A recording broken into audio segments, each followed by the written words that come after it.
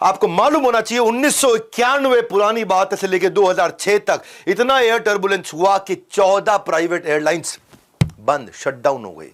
ऐसे वक्त में ऐसे सेक्टर के अंदर घुसना जिसको बोला जाता है शमशान घाट रीजनल एयरलाइंस का, वहां इंडिगो की एविएशन जर्नी एक फिल्मी स्क्रिप्ट से कम नहीं है। और आज बहुत डेप्थ देने वाला हूं वो बिजनेस स्ट्रैटेजी की जिसमें सब लॉस में रहे और ये झमाझम पैसा कमाते रहे। इंडिगो के फाउंडर राहुल भाटिया, राकेश गंगवाल, ये हमारे कौन टाइकून्स ऑफ इंडिया। नाम रखा था Indigo, India on the go, और एग्जैक्टली वही करके दिखाया, India on the go. Extraordinary feet in India.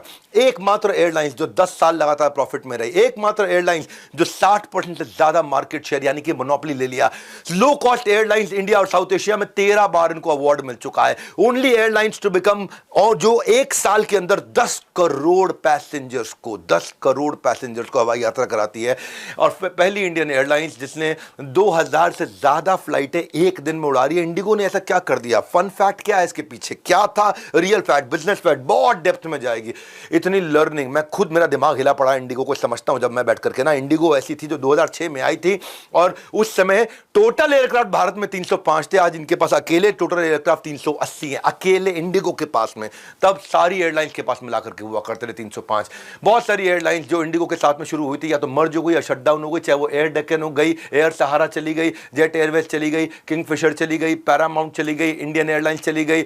In stake जो है ना, राकेश गंगवाल लगभग 20%, राहुल भाटिया लगभग 38%, और बाकी सारे शेयर होल्डर्स के पास में जिनको उन्होंने बहुत बड़ी ग्रोथ दी। इंडिगो क्या है ये?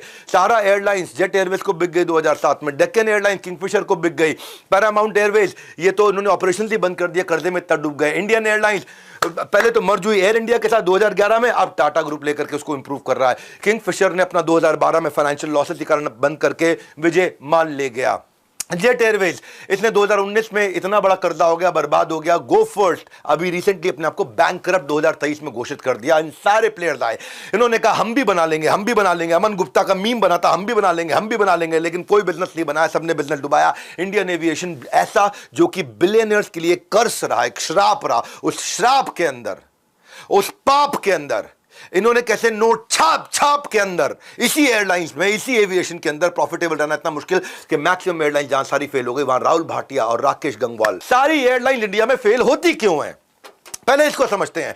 जेट फ्यूल का जो प्राइस है वो भैया कंट्रोल करना मुश्किल है। सबसे बड़ा जो कॉस्ट है ना हवाई जहाज उड़ाने के अंदर वो है उसका पेट्रोल, है ना। एयरलाइंस का सबसे बड़ा कॉस्ट उसका फ्यूल है। 40 से 50% एविएशन टर्बाइन फ्यूल बोलते हैं इसको, एटीएफ। एटीएफ के प्राइसेस फिनोमिनल तरीके से ऊपर नीचे होते रहे, लेकिन एक्चुअली ऊपर ही ऊपर होते रहे। एटीएफ का प्राइस दिल्ली में 1000 लीटर का मतलब होता है 1 किलो लीटर।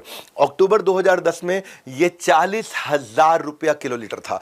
अब 2024 में आ जाता हूं मैं, ये लगभग 1 लाख रुपया पर किलो लीटर हो चुका है। 40,000 से 1 लाख, इतना तेज प्राइस बढ़ा है। एवरेज फ्यूल टैंक जो है ना वो 15 किलो लीटर से 35 किलो लीटर ले सकता है। हवाई जहाज के अंदर सबसे ज्यादा खर्चा, ऑयल प्राइसेस इतने सेंसिटिव क्यों? क्योंकि ना मैं तय करता हूं, ना आप तय करते हो, ना हमारे देश के नेता तय करते हैं, ये बाजार तय करता है ऑयल के प्राइसेस, जो क्रूड ऑयल के प्राइसेस होते हैं। ग्लोबल फैक्टर, रशिया यूक्रेन में झगड़ा, तेल का भाव बढ़ गया। इजराइल पैलेस्टाइन में झगड़ा, तेल का भाव बढ़ गया। पैंडेमिक हुआ, तेल के भाव में फर्क आ गया। अब इंडियन ऑयल के लिए कंप्लीटली इंपोर्ट इंडिया पूरी तरह से डिपेंडेंट है, क्योंकि इंडिया अपना तेल नहीं बनाता, नहीं निकालता, मिडिल ईस्ट से जहां तेल आता है इसको कंट्रोल नहीं किया जा सकता। इसके लिए एयरलाइंस अगर कोई प्रॉफिट कर भी रहा है, अगर अचानक फ्यूल का प्राइस बढ़ गया, खत्म, गेम ओवर हो गया।